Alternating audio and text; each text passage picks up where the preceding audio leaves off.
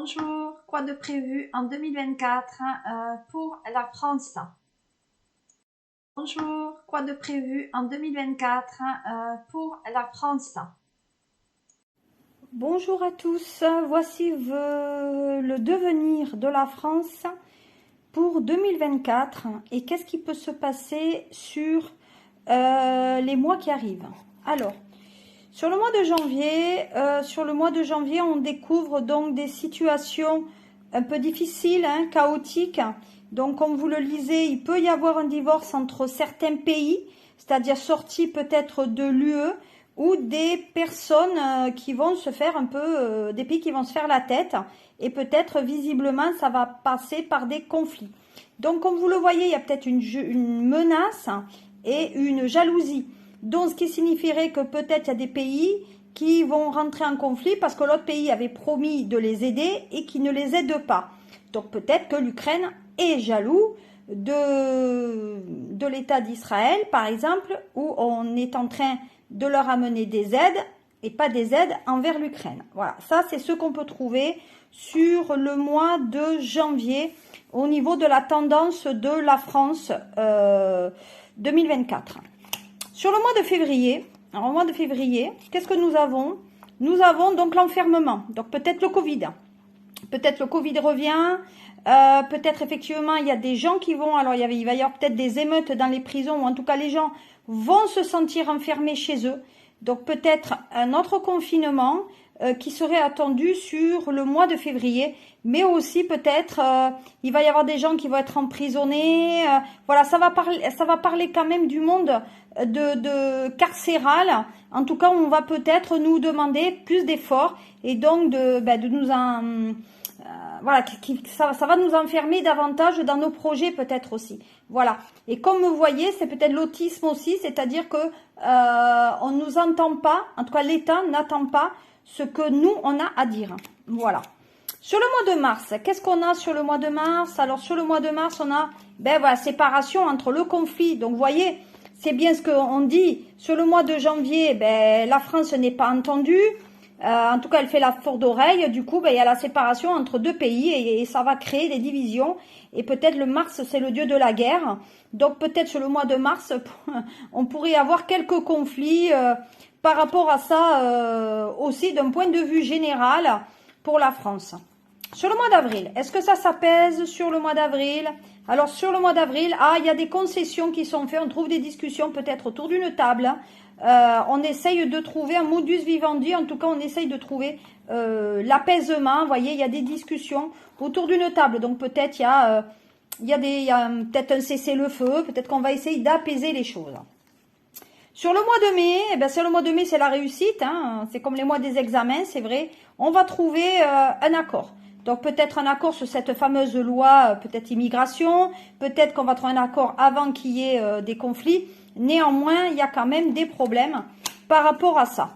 Voilà, on dit qu'il y a quelque chose qui tiendra aux femmes.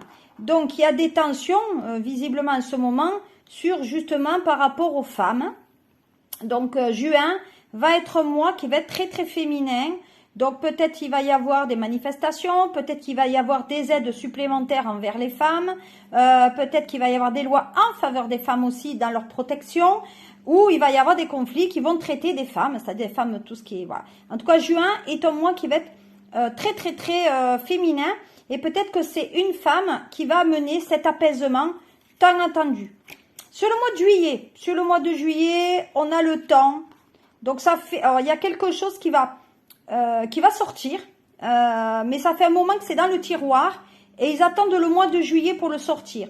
Donc pendant que vous êtes en vacances ou que nous sommes en tout cas en vacances, ils vont sortir cette loi en tout cas qui avait été pendant un temps délaissée. Alors peut-être les retraites aussi qui avaient été délaissées. Voilà, il y a des lois qui vont ressortir pendant que nous on est là. Sur le mois d'août, les enfants au travail. Donc, on va remettre certains enfants au travail qui ne travaillent pas, ou alors les enfants vont devoir revenir à l'école.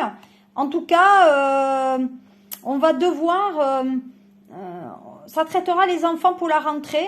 Donc pour moi, on dit qu'on va travailler effectivement avec les enfants, mais on va remettre les enfants aussi au travail.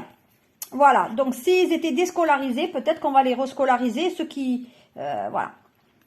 Donc, en septembre, hein, qu'est-ce qu'on découvre en septembre? En septembre, il y a les accusations. On va s'attaquer, ben toi, t'as pas fait ci, tu aurais dû faire ça, et pourquoi tu l'as pas fait à ce moment-là, etc.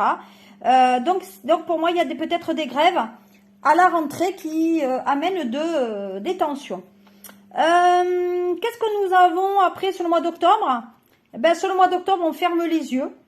Voilà, on fait la taupe, hein, on ne voit rien, alors qu'on devrait les ouvrir.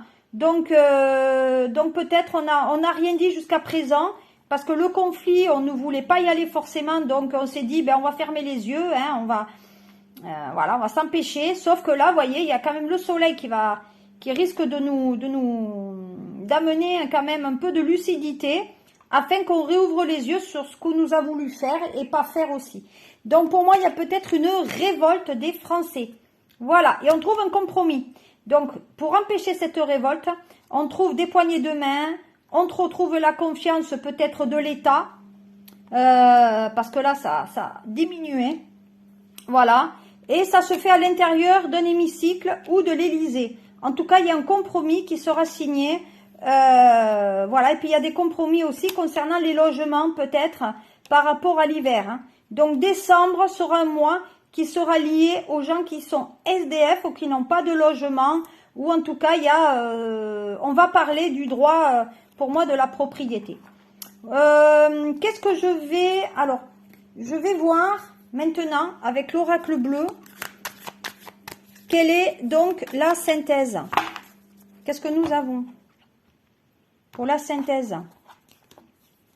La synthèse, nous avons donc l'émotivité. Donc l'émotivité, ça va être une année qui va être donc pour moi où on va nous faire travailler sur nos sens et tous les sens, c'est-à-dire la peur, le chagrin, la joie. Voilà, on va se sentir quand même un petit peu émotif. Et voyez, il y aura cette notion de feu. Donc ça veut dire qu'à un moment donné, il va y avoir des conflits qui vont nous réveiller. Voilà, on va se réveiller. Et bien sûr, ceux qui vont peut-être aller au combat, ce sont les béliers, les lions et donc je ne vois pas très bien, je crois que c'est marqué Sagittaire. Voilà, écoutez, ça c'est ce que j'avais un peu sur la tendance 2024 au niveau de la France. Voilà, j'espère que ça vous a plu. Et puis écoutez, on sera là pour le vivre. En attendant, prenez soin de vous. Et n'hésitez pas à me suivre, à vous abonner et à me faire connaître. Merci à vous. À très bientôt. Au revoir. Alors, je souhaiterais amener un tirage supplémentaire par rapport à ce que j'ai vu hier par rapport à la France.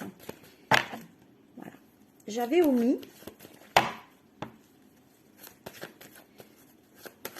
de faire le tirage avec le triade. Qu'est-ce qu'on a par rapport à ça? Alors le triade dit effectivement, alors, je ne sais pas si vous voyez bien, effectivement on dit que tout ce qui va être familial, tout ce qui va être patrimonial sur cette année, donc 2024, ce qui va toucher aussi à la famille, à l'immobilier, donc on va nous toucher dans nos racines, c'est-à-dire dans notre façon d'être, sur nos enfants aussi, en tout cas tout ce qui tient aux valeurs de la famille, c'est-à-dire l'honnêteté, le fait de ne pas mentir. Et de notre côté, nous avons tout ce qui concerne effectivement le patrimoine, peut-être au niveau de l'étranger. Donc cette année va être liée quand même à tout ce qui est lié avec l'étranger, mais pas loin. Peut-être les personnes qui détiennent des avoirs à l'étranger. C'est ce que j'ai.